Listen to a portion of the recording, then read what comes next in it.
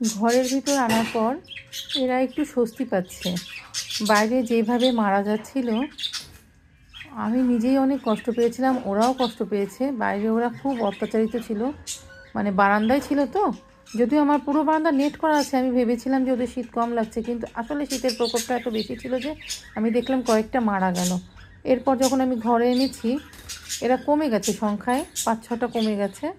নিচে একটা তাক আছে, ওখানেও নীল, হলুদ, সবুজ আছে। এই ঘরের মধ্যে বাচ্চা আছে, দেখি বাচ্চারা দেখাতে পারি কিনা, কারণ ওরা আবার ঠুকরি করে দেয়, মারতে আসে।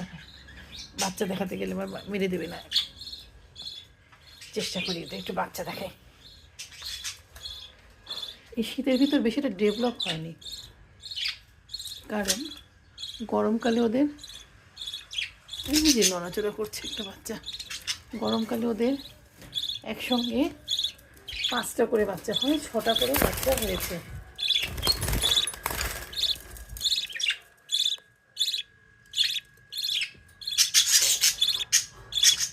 ওই যে অন্ততরা বেশি দেখা যাচ্ছে, ওই যে ভিতরে একটা নড়াচড়া করছে,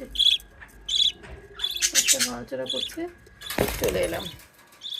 ওদের ডিস্টার্ব হচ্ছে, ওরা আবার কামড়াতে আসবে।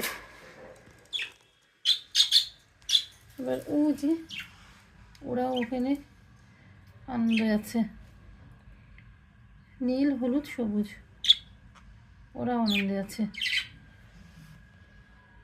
যে ওদের হাঁড়িগুলো ধুয়ে টুয়ে